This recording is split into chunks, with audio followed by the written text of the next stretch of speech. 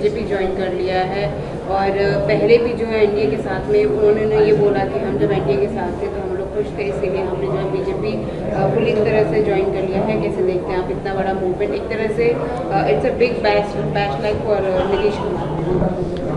नहीं, देखिए, इसके पहले अरुणाचल प्रदेश में भी जो जेडीयू के एमएलए थे उन लोगों ने बीजेपी ज्वाइन किया और कल मणिपुर में 5 जो उनके एमएलए थे वो लोग ज्वाइन कर चुके हैं। जो एक बचे मुझे लगता है वो भी आज न कल कर ही लेंगे।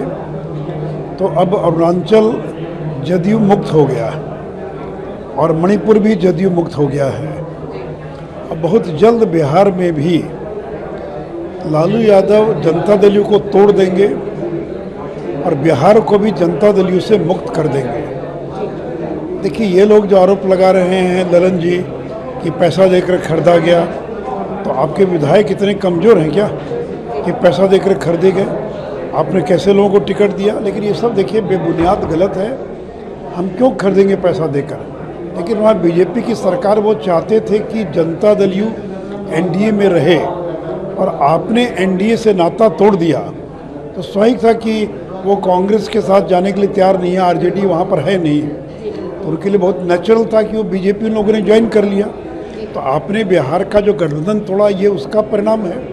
और आपका जो सपना था नेशनल पार्टी बनने का, तो 3 राज्यों में आप स्टेट पार्टी थे, अब केवल बिहार में रह गए। 2 राज्यों में स्टेट पार्टी का सपना खत्म हो गया, तब तो जनता दल नेशनल पार्टी बन ही नहीं सकती है। तो आपने जो बिहार में गठबंधन तोड़ा, उसका रिएक्शन है, उसकी प्रतिक्रिया है कि जो अन्य राज्यों में जो जनता दल यू के कार्यकर्ता हैं, एमएलए हैं, वो नहीं चाहते हैं कि एनडीए से बाहर जाएं, वो एनडीए में रहना चाहती, इसलिए उन लोगों ने और बीजेपी को वहाँ ज्वाइन किया है। सर, उपेंद्र कुशवाहा के ने हमेशा यही काम किया है, तोड़ने वाला, और अभी भी उन्होंने यही किया है। और हमें पता है कि इससे ज़्यादा उनके अटैक्स बढ़ने वाले हैं बीजेपी वालों के, लेकिन हम लोग तैयार हैं सब कुछ फेस करने के लिए। तो मैंने कहा कि भाई बिहार के बारे में वो कहते थे कि बीजेपी तोड़ना चाह रही है, तो एक भी तो कोई प्रमाण देना कि बिहार में जनता दल को कौन तोड़ रहा था, किसने तोड़ने का प्रयास किया, कौन गया था किसके पास।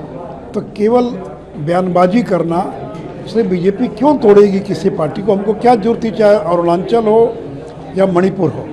लेकिन अगर कोई आना चाहता है तो हम कैसे रोक सकते हैं? आप में ताकत नहीं उनको रोकने की।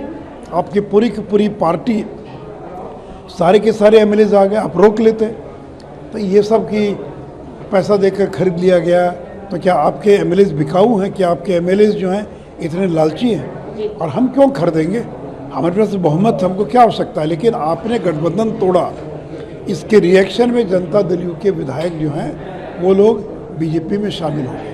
सर, आखिरी सवाल, कल जो इसमें पोस्टर बदला गया जिसमें लिखा था अर्लियर स्टेट नाउ नेशन, वो जो है पीएम कैंडिडेट के लिए नीतीश कुमार को खड़ा करना जो है पोस्टर में दिखाया जा रहा है कि किस तरह से जो जेडीयू की जो आइडियोलॉजी है, जो बिहार गवर्नमेंट की आइडियोलॉजी है, पूरे नेशन में अप्लाई करने की जरूरत है। देखिए, पोस्टर लगाने से और होर्डिंग लगाने से ही तो कोई प्रधानमंत्री नहीं बन जाता है।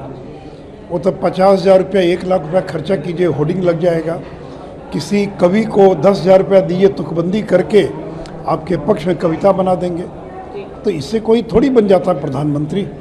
और देखिए, प्रधानमंत्री तो वही ना बनेगा जिसके पास 350 से ज़्यादा विधायकों का समर्थन होगा। अगर उसकी पार्टी के पास 10 एमपी होंगे, 5 एमपी होंगे, तो प्रधानमंत्री कैसे बनेगा? और बनेगा तो सरकार चलेगी कैसे?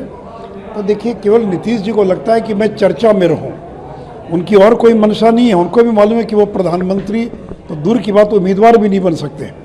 लेकिन गठबंधन तोड़ दिया तो आज जो नेशनल चर्चा में आ गए, अखबार छप रहे हैं, पहले उनका छपता नहीं था, मीडिया में आ रहा है, चर्चा हो रही है। तो केवल नेशनल मीडिया में चर्चा में बने रहने के लिए उन्होंने ये गठबंधन तोड़ा है। उनको भी मालूम है कि इस जन्म में तो कम से कम वो पीएम नहीं बन सकते।